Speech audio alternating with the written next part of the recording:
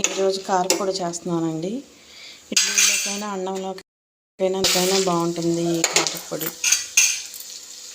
మీకు కానీ ఈ ప్రాసెస్ నేను చేసే ప్రాసెస్ నచ్చితే కనుక ఒక్కసారి ఇలా ట్రై చేసి చూడండి. చాలా బాగుంటుందండి కారపొడి. నూనె వేస్తాము, దీంట్లో ధనియాలు, వెల్లు, ఆవాలు ఇవన్నీ వేసి కొడుతున్నాం కదా, బాగుంటుంది. దీంట్లో నేను లాస్ట్లో మళ్ళీ ఇంకోటి యాడ్ చేస్తానండి, శొంఠి కొమ్ము. ఆ శొంఠి కొమ్ము వేసుకుంటే వల్ల మనం పిల్లలు తిన్నా సరే కడుపులో ఏదన్నా వాతం కానీ ఇట్లా డైజెషన్ ప్రాబ్లం ఏమన్నా ఉన్నా సరే ఆ శొంఠి కొమ్ము పనిచేస్తుంది. ఈ సీజన్లో శొంఠి కొమ్ము చాలా మంచిదండి, అందుకని నేను ఇలాంటి వాటిలో ఇవ్వనండి. ఇంకా ఏం చేసుకున్నాం కదండి, ఇంకా చాలా ఇట్లా కట్టేసేసుకోవచ్చు. లాస్ట్లో మనం మిక్సీ పట్టేసుకునేటప్పుడు మనం వేసుకునే శొంఠి కొమ్ము వేసుకుంటే పౌడర్ ఇలా అయిపోయింది. ఎందుకంటే అది ఆల్రెడీ డ్రై అయిపోయి ఉంటుంది కాబట్టి మనం వేయించుకోవసరం లేదు.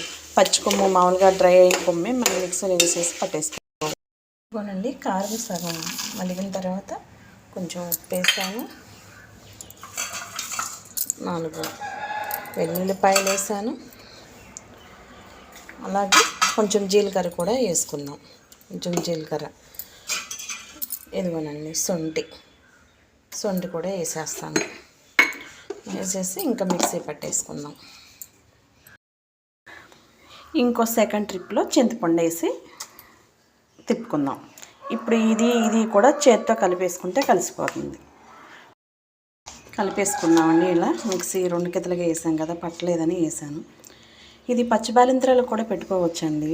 తడి పొడి ముద్దలో పచ్చిబాలింత్రాలకు కూడా వేస్తారు కదా, ముందు ముద్దలో కారపొడి వేసుకోవచ్చు. మంచిది. వేడి అన్నంలో ఒక నెయ్యి చుక్క కానీ వేసుకుని తిన్నామంటే ఇంకా కూరలతో పని లేదండి, భలే టేస్ట్ వస్తుంది. మా అమ్మాయికి ఇది ఫేవరెట్ అండి.